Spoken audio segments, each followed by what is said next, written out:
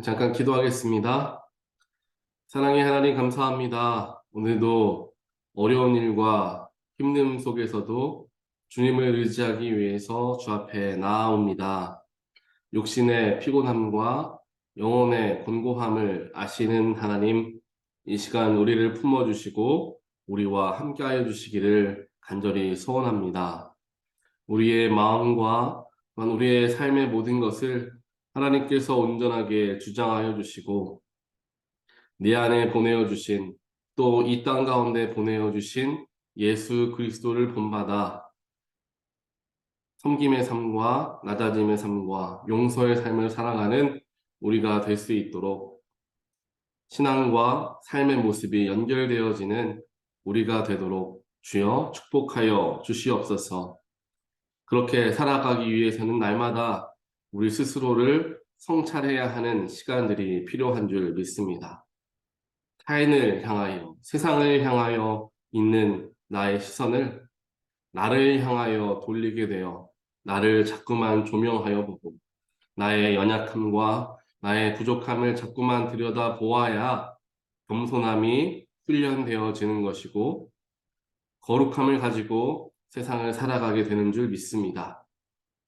나를 바라보는 나를 향한 시선이 말씀을 통한 시선이 되게 하여 주시어서 내 스스로를 정죄하는 것이 아니라 말씀으로 회복하는 우리의 귀한 믿음의 삶이 될 수 있도록 하나님 역사하여 주시옵소서. 말씀이 사람을 찌르는 칼이 되는 것이 아니라 사람을 품어주고 또한 묶어주는 붕대와 같은 정말 약과 같은 그런 것이 되게 하여 주시어서 말씀으로 인하여서 회복이 있고 말씀으로 말미암아 우리의 영혼이 소생케 되는 놀라운 일들이 우리의 삶에 일어나게 되기를 간절히 소원하오니 하나님께서 이 새벽 성령으로 친히 역사하시어 우리에게 그러한 주님의 능력을 허락하여 주시옵소서. 이 시간 간절한 마음을 가지고 주 앞에 나아갑니다. 우리의 모든 필요를 아시는 주님, 우리의 모든 기도의 제목을 아시는 하나님, 이 시간 저희들이 하나님 앞에 엎드려 말씀을 묵상하고 기도할 때 우리의 모든 것을 받으시고 주님의 선하신 뜻을 우리의 삶 가운데 펼쳐 주시옵소서. 우리는 신뢰하며 주님을 따라가게 하여 주시옵소서. 예수 그리스도 이름으로 간절히 기도합니다. 아멘. 오늘 말씀 함께 보겠습니다. 오늘 말씀은 마태복음 9장 1절부터 8절까지 말씀 보겠습니다.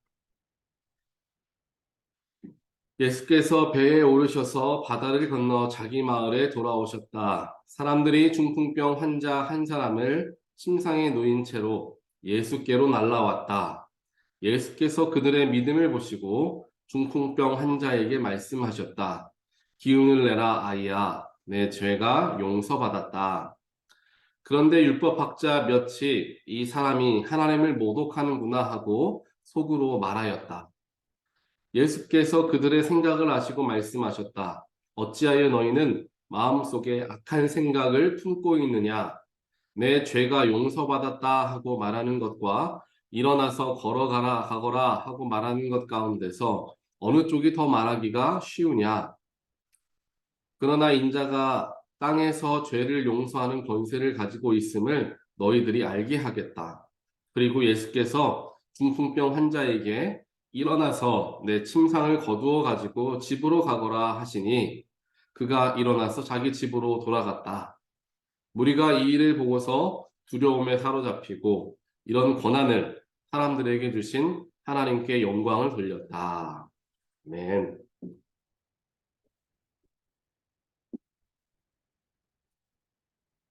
오늘 말씀은 어제 말씀에 이어서 예수님께서 병을 치유하시고 고치시는 내용의 말씀, 믿음에 대한 이야기들이 또한 계속해서 기록이 되고 있습니다. 그런데 오늘 우리가 함께 묵상하는 이 말씀은 우리 마태복음뿐만 아니라 다른 복음서에서도 마찬가지로 공관복음서에서 마찬가지로 다루고 있는 내용이기도 하니까요. 중풍병 환자에 대한 친구들이 침상을 지붕을 뚫어서 아래로 침상을 내려 예수님께 이 중풍병 환자를 친구를 내려놓아 그 친구가 나음받게 되는 이야기가 오늘 마태복음에는 간단하게 이렇게 그려져 있습니다. 오늘 말씀 속에서 우리가 몇 가지 하나님께서 허락하여 주시는 우리들에게 주시는 말씀, 또한 삶에 또한 신앙에 적용해 볼 수 있는 말씀점들을 한번 찾아보고 그 말씀을 묵상하며 우리의 삶을 하루를 시작하는 그런 자리가 되기를 원합니다. 오늘 2절 말씀을 보니까 2절 속에 여러 가지 이야기들이 담겨져 있습니다. 일단은 먼저 중풍병 환자 한 사람을 침상에 누인 채로 예수께로 날라왔다라고 이야기하죠. 그러니까 우리가 아는 것과 같이 이제 지붕을 뚫어서 이제 침상을 밑으로 내리는 거예요. 그러려고 한다면 적어도 4명 정도의 친구들이 그걸 붙들고 침상을 한쪽씩 잡아서 내려주었겠죠. 그렇게 이 중풍병 환자가 믿음의 친구들을 두었다라는 것이 어찌 보면 중풍병 환자에게는 큰 감사의 제목이다라고 생각해 볼 수 있을 것입니다. 그리고 예수님께서 그렇게 침상에 누운 채로 예수님께 내려오는 중풍병 환자를 보시면서 사실 어제 말씀을 보더라도 하나님께서 백부장의 믿음을 굉장히 높게 사시는 장면들이 기록되어 있지 않습니까? 그의 믿음으로 말미암아 낫게 되었다라는 것. 나병 환자도 마찬가지지 않습니까? 예수님이 원하신다면 낫게 하실 수 있습니다. 예수님은 병치유의 능력이 있으신 분이십니다라는 믿음의 고백을 드렸던 믿음의 사람들이었기 때문에 그들의 믿음 때문에 그들의 병이 또한 그의 종의 병이 치유받게 되었다는 것을 우리는 어제 보게 되었습니다. 오늘은 보니까 중풍병 환자의 믿음이 아닌 주변에 있었던 친구의 믿음으로 이 중풍병 환자가 나음을 받게 되는 내용이 어제와는 사뭇 다른 이야기가 이제 기록이 되고 있죠. 그렇게 보니까 예수님께서 중풍병 환자가 내려오는 모습을 보고 이 중풍병 환자는 믿음이 있구나, 내가 고쳐줘야 되겠다라고 말씀하신 게 아니라 중풍병 환자를 내려놓고 있는 4명의 친구들의 믿음을 보셨다라는 것이죠. 예수께서 그들의 믿음을 보셨다. 친구들의 믿음을 보셨다라고 합니다. 그러면서 이 중풍병 환자에게 말씀을 하셨습니다. 믿음은 친구들에게서 발견하고 말씀은 중풍병 환자에게 말씀하고 계시는 거죠. 여기에서 첫 번째로 기운을 내라 라고 말하고요. 두 번째로는 아이야 말합니다. 또 세 번째로는 내 죄가 용서를 받았다. 그리고 그 중간을 건너뛰어서 율법학자들의 이야기를 건너뛰어서 6절 마지막 부분을 보면은 일어나서 내 침상을 거두어 가지고 집으로 가거라. 이 중풍병 환자에게 이야기했던 것이 기운을 내라. 아이야, 네 죄가 용서를 받았다. 일어나서 침상을 거두어 가지고 집으로 가거라. 어찌 보면 이 5마디를 이 중풍병 환자에게 예수님께서 해주셨습니다. 첫 번째로 보게 되면 기운을 내라 라고 이야기를 하고 있죠. 기운을 내라 라는 것은 어떤 사람에게 우리는 기운을 내라고 이야기합니까? 어깨가 축 처진 사람들, 기운이 축 빠져서 얼굴에 생기가 없는 사람들에 대해서 그 사람들을 보면서 기운 내십시오, 힘내십시오, 뭔가 실패를 좌절을 경험한 사람들에게 기운을 내라라고 이야기하지 않습니까? 이 중풍병 환자의 얼굴이 바로 그와 같았다는 거예요. 정말 힘이 다 빠지고 모든 것을 포기한 것 같은 얼굴과 행색을 하고 있었다라는 거예요. 이것은 굉장히 또 우리가 생각해 볼 수 있는 부분이기도 한데, 중풍병 환자의 친구들은 내 중풍병에 걸려있는 내 친구가 예수님을 만나면 반드시 나음을 받을 거다라는 그 믿음이 있었어요. 그래서 설레임과 소망을 가지고 자기의 친구를 예수님께 정말 힘을 들여서 무리를 해서 예수님께 데리고 나아갑니다. 그런데 정작 중풍병자는 친구들이 소망하는 것과는 다르게 기운 빠져 있는 모습인 거예요. 기운 빠져 있는 모습. 그 기운 빠져 있고 처져 있는 그 중풍병자를 바라보면서 예수님께서는 먼저 이야기를 하시죠. 기운을 내라, 힘을 내라 라고 말씀하십니다. 정신을 차리라 라고 이야기를 하시죠. 그러면서 아이야 라고 이야기합니다. 아이야. 예수님께서 그 당시 나이가 30에서 33 사이였을 테니까 나이가 많은 나이가 아니십니다. 그런데 중풍병 친구를 침상을 들어가지고 지붕을 뚫어서 내릴 정도의 사람들이라고 한다면 이제 장정 어른들이다라고 생각을 해볼 수가 있겠죠. 그런데 같은 어른들끼리 아이야라고 이야기하지 않을 겁니다. 그리고 영어 성경을 보니까 뭐 아이야라는 표현보다는 my son이라고 이야기하는데요. my son도 보통 이제 뭐 70, 80 혹은 그 이상의 이제 연장자들이 나이가 이제 있으신 분들이 어린 청년들을 보면서 이야기할 때 my son 이렇게 이야기하잖아요. 근데 예수님은 그만큼 나이가 많은 분이 아니셨다라는 거죠. 그렇다면 이 이야기는 무엇이냐? 영적인 것이다 라고 우리는 생각해 볼 수가 있을 것입니다. 이 중풍병자의 영혼이 그의 심령이 아직 아이와 같은 연약한 중에 있다라는 것을 예수님께서는 말씀하고 계시고 그렇게 접근을 하고 계시는 거죠. 기운을 내라 아이야, 힘을 내라 아이야 라고 이야기를 하고 있는 것을 보게 됩니다. 그러면서 내 죄가 용서를 받았다라고 이야기하죠. 중풍병 환자의 친구들 그리고 중풍병자 뭐 예를 들면 한 5사람은 예수님께서 중풍병자가 눈앞에 오셨을 때 일어나 걸어라 내 모든 중풍병이 나음을 받을 거다 받았다라고 병을 그 자리에서 고쳐주실 것을 기대하고 있었습니다. 그런데 보니까 뭐라고 이야기합니까? 기운을 내라 아이야 내 죄가 용서받았다 라고 이야기하는 거예요. 병을 고쳐달라고 하는데 내 죄를 용서하고 계시는 겁니다. 이걸 듣고 중풍병 환자와 친구들은 예수님 도대체 무슨 이야기를 하고 계시나 라고 궁금해할 수 있었을 거고요. 또 그 뒤에 이제 여러 가지 좀 사건들이 있지 않았습니까? 율법학자들과의 이런 이야기들이 시간이 조금 지체됐을 거예요. 내 죄가 용서받았다 라고 하고 나서 시간이 좀 지체됐을 거예요. 그러니까 내가 중풍병자와 친구들이 생각했겠죠. 예수님이 이제 말을 다 끝내셨나? 이제 우린 집으로 돌아가야 되나? 병 고치러 갔는데 죄만 용서받고 가나? 라는 생각을 할 수도 있었을 것입니다. 하지만 그 뒤에 마지막에 예수님께서 일어나서 내 침상을 거두어 가지고 집으로 가거라 라고 하시면서 중풍병을 치유해 주셨던 장면이 이제 6절에 기록이 되어 있습니다. 결국에는 중풍병 환자들은 그의 친구가 나음을 받게 하기 위해서 예수님께 데리고 나아갔지만 나음을 얻기 위해서 나음을 얻기까지의 과정이 분명히 있다라는 겁니다. 그 순간 낫게 해주시면 너무나 좋겠지만 오늘 말씀을 보니까 병이 고쳐지는 것까지의 과정들이 있었다는 거예요. 그 과정이 무엇이었습니까? 기운을 내어야 한다는 거예요.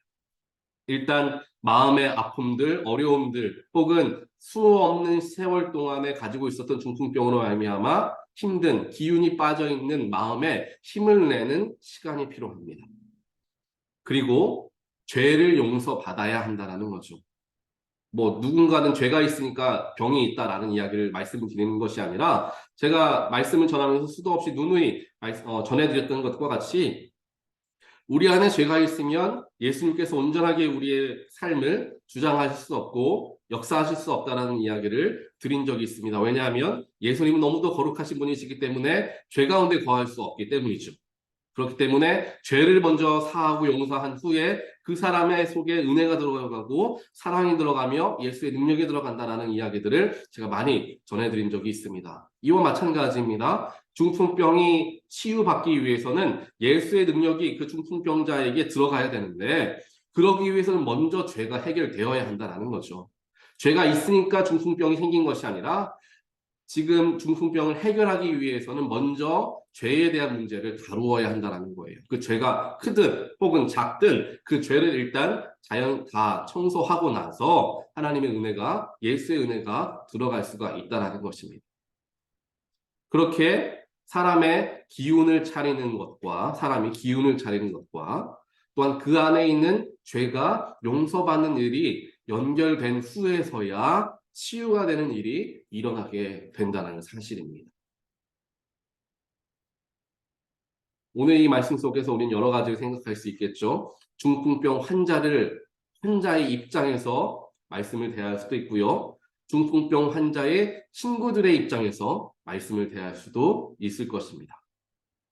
그렇게 양쪽의 상황 속에서 우리는 잘 살펴보아야 되죠. 나는 중풍병 환자이고 누군가는 내 중풍병 환자의 친구이다. 이렇게 생각을 할 수도 있겠지만 우리가 조금 더 객관적으로 그렇게 되면요. 말씀이 너무나 시선이 좁게 말씀을 바라보게 됩니다. 그래서 말씀으로서는 말씀을 묵상하실 때 항상 유념하셔야 되는 것은 오늘 말씀에 나오고 있는 어떤 인물이 바로 나다라고 생각하면 안 되십니다. 그렇게 생각하면은 이제 그쪽으로만 너무나 깊게 생각을 하기 때문에 다른 말씀의 은혜는 바라보지를 못한다는 것이죠. 그래서 말씀 묵상할 때에는 예수님이 무엇을 하셨나를 계속해서 살펴보아야 돼요. 예수님을 살펴야 되고요. 하나님을 살펴보아야 되는 거죠. 내가 누군가가 입장으로서 되어지는 것이 아니라 제3자의 입장에서 멀리 떨어져 오면서 예수님께서는 무엇을 하셨나를 살펴보아야 하는 것. 그게 바로 묵상의 어떻게 보면 굉장히 중요한 부분이기도 합니다. 그리고 제가 신학교를 다닐 때에도 말씀 묵상을 배울 때에 그런 방식으로 이제 학교에서 수업을 받게 되죠. 이렇게 우리가 3인칭으로 바라볼 수 있어야 한다라는 이야기를 합니다. 그렇게 예수님께서 하신 말씀들과 또한 예수님께서 병을 고쳐주시는 장면들을 순서적으로 우리가 살펴보게 되었을 때, 그래. 우리에게 있는 여러 가지 문제와 또한 삶의 여러 가지 어려움들을 해결하시는 하나님 방법은 이러한 방법이 될 수 있겠구나. 물론 항상 이런 방법은 아니실 수 있어요. 그냥 그 자리에서 일어나 걸어라 라고 하신 장면들도 있죠. 그런 장면도 있지만 오늘 우리에게 주어진 이 말씀대로 본다고 한다면 병이 고쳐지는 것까지의 과정이 있다는 사실을 우리는 오늘 말씀을 통해 발견할 수 있게 된다는 것입니다. 그렇다면 나의 삶의 어려움과 혹은 나의 삶의 영적인 문제를 하나님께서 해결하시기를 원하시는데 해결하시는 과정들이 분명히 있을 수 있다는 것을 생각해 볼 수가 있겠죠. 혹시 나의 영혼이 기운이 빠져 있고 나의 힘이 빠져 있는 그런 때라고 한다면 기운을 내야 한다는 것이죠. 그리고 비록 내가 지금 연약한 믿음을 가지고 있는 아이와 같은 사람이다 할지라도 내가 기운을 내어서 주 앞에 나아갈 수 있어야 되겠죠. 그리고 내 안에 있는 죄가 해결받는 일이 먼저 선행되어야 한다. 그 죄가 큰 죄이든 작은 죄이든 내가 무슨 죄가 있습니까? 내가 무슨 죄인입니까? 라고 생각할 수 있지만 죄가 없는 사람은 아무도 없는 것 우리 다들 잘 알지 않습니까? 그렇기 때문에 나에게 있는 교만이 될 수도 있고요. 내가 오늘 율법학자들은 어떻게 합니까? 율법대로 모든 것을 바라봅니다. 율법대로 보자니까 법대로 보니까 이성적으로 보니까 하나님만 죄를 용서할 수 있는데 예수라는 사람이 지금 죄를 용서하고 있다고 이건 하나님 모독이다. 신성 모독이다. 율법적으로 정확하게 틀림없이 이야기했습니다. 그리고 다른 이스라엘 사람들이 율법학자들 이 이야기를 들었을 때 당연하지 라고 이야기할 정도의 말을 하고 있는 거죠. 어떻게 보면은 굉장히 맞는 말을 하고 있지만 너무 틀에 박힌 이야기를 하고 있다는 것. 예수님은 율법을 파하기 위해서 오셨다. 완성하기 위해서 오셨다라는 것을 우리는 다들 잘 알고 있습니다. 율법의 범주를 넘어서는 분이 예수님이시고 하나님이시다라는 거죠. 그런데 우리는 흔히 하나님의 능력을, 하나님의 역사를, 또한 교회가 나아가는 모든 것들을 인간적인 지식과 또한 이성으로 가두어둔 채 우리가 생각하는 범위 안에서만 그 모든 것을 이해하려고 하는 습관들이 있다는 사실이죠. 인간이기 때문에. 율법 학자들과 마찬가지고. 이렇게 보면은 이렇게 되는 게 맞다. 1 더하기 1이 2이지 어떻게 3이 되고 4가 되겠느냐라는 당연한 이야기를 할 수가 있다는 것입니다. 하지만 예수님께서는 그 모습을 보면서 그래 너네들이 이성적이구나. 너네들이 굉장히 율법적이구나 라고 말하는 게 아니라 어찌하여 너희는 마음속에 악한 생각을 품고 있느냐라고 이야기합니다. 악한 생각. 어찌 보면 당연한 이야기를 하고 있는 건데 악한 생각이다. 그렇다면 무엇이 악한 것입니까? 악한 생각이라는 것은 무엇을 의미하는 것입니까? 하나님의 능력을 한계를 짓게 되는 것이 악한 생각이 된다는 것이죠. 세상이 가지고 있는 것, 우리가 가지고 있는 지식 안에서 하나님을 이해하려는 것 자체도 하나님 보셨을 때에는 악한 생각이 될 수 있다라는 것을 우리는 보게 되는 것이죠. 그래서 물론 우리가 그렇다고 율법을 다 이성적인 것을 다 내려버려야 하나 그건 아니겠지만 왜냐하면 우리 연합감리교 안에서도 이성과 또한 전통 혹은 우리의 영적인 그 모든 것들 경험들 또 말씀 이 모든 것의 균형을 이루라 라고 이야기하고 있기 때문이죠. 이성적인 것도 물론 중요하지만 이성에 너무 치우치게 되면은 하나님의 능력을 이제 우리가 묶어두게 되게 된다는 사실이죠. 그렇기 때문에 이성적인 것들 또한 우리의 생각 안에 있는 모든 것들을 그것만을 가지고 신앙생활을 하는 것이 아니라 그 이상의 정말 영적인 무엇인가가 있고 또한 하나님께서는 그렇게 역사하시고 예수님께서는 그렇게 역사하신다는 것까지도 바라볼 수 있어야 한다는 것입니다. 이것이 균형 잡힌 신앙생활이 된다는 것이죠. 그렇기 때문에 율법학자들은 그러한 모습이 아니라 율법에만 사로잡혀서 이야기하니 그것이야말로 악한 생각이다. 예수님은 말씀하십니다.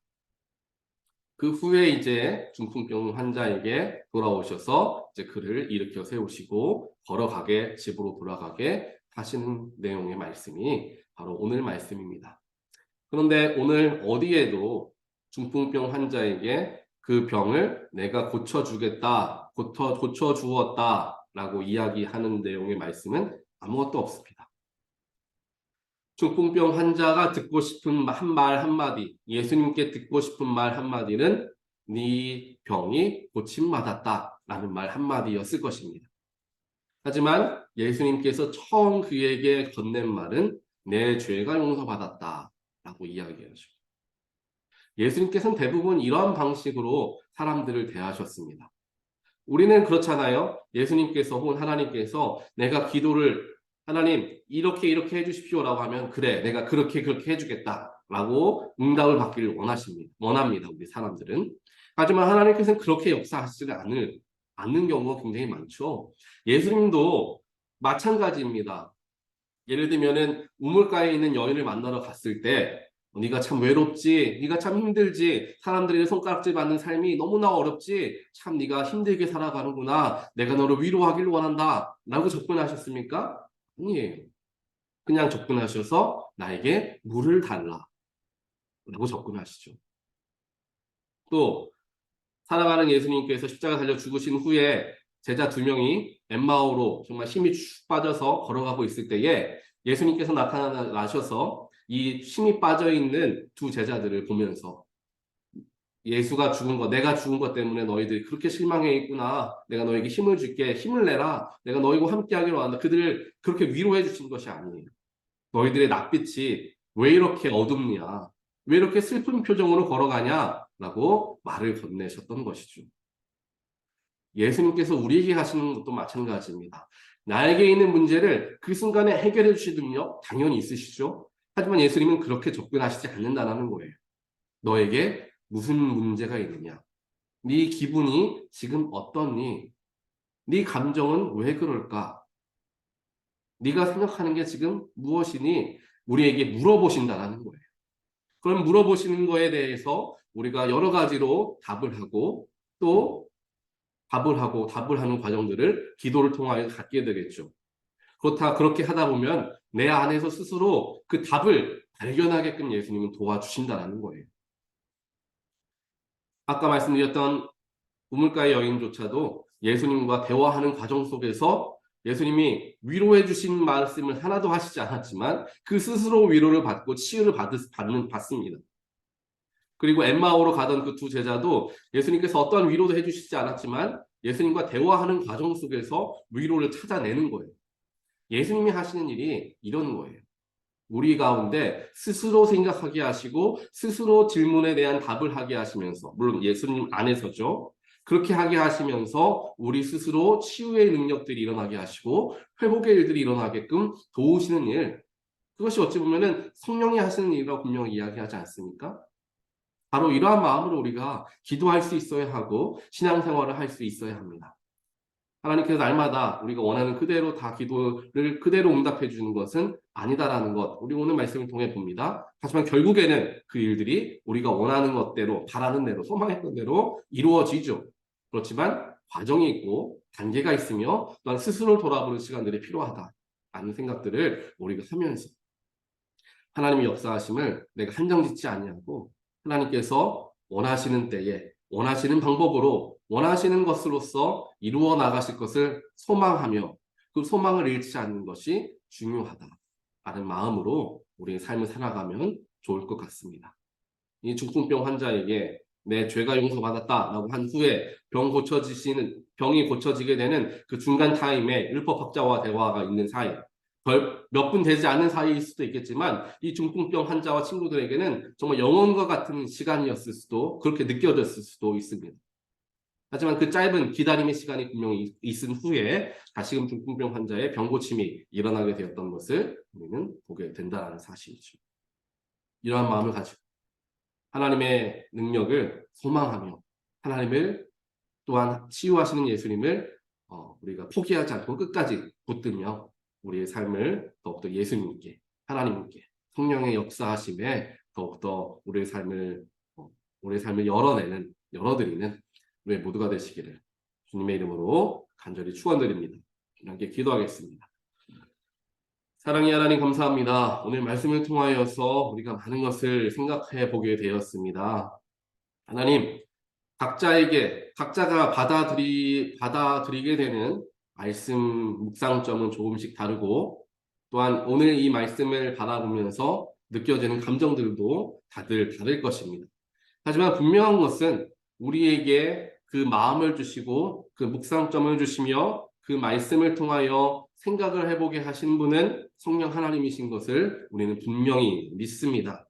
하나님께서 우리 말씀을 통하여서 우리에게 지금 이야기하시고 우리에게 깨우쳐 주시는 그 모든 것들을 온전하게 우리가 삶에 잘 녹여낼 수 있는 넉넉한 믿음의 마음도 허락하여 주시고, 우리 가운데 혹시라도 정말 아이와 같은 마음으로 또한 기운이 빠져있는 마음으로 있는 하나님의 백성들이 있다라고 한다면 주님께서 이 시간 찾아가 주셔서 그들과 대화하여 주시고 또한 그들의 모든 문제와 어려움들이 해결되어지고 회복되어질 수 있도록 주님께서 기운을 내라 힘을 주시는 그런 일들이 일어나게 되기를 간절히 소원합니다. 그래서 우리 모두가 힘을 내고 기운을 내어서 주님께서 기뻐하시는 삶을 살아가고자 내 안에 있는 죄를 해결해 나아가며 그러한 과정들과 때로는 또 기다리는 시간들을 가진 후에 분명히 하나님께서 역사하실 것이고 놀랍도록 우리와 함께 하실 것임을 우리가 기대하고 소망하며 하루하루를 살아갈 수 있도록 하나님 역사하시고, 또한 오늘 말씀으로 우리에게 깨우쳐 주셨사오니 이대로 우리의 삶 가운데 행하실 것을 소망하며 우리 역시 나아갈 수 있도록 하나님 축복하시며 역사하여 주시옵소서. 이 모든 말씀 예수 그리스도의 이름으로 간절히 기도드리옵나이다. 아멘.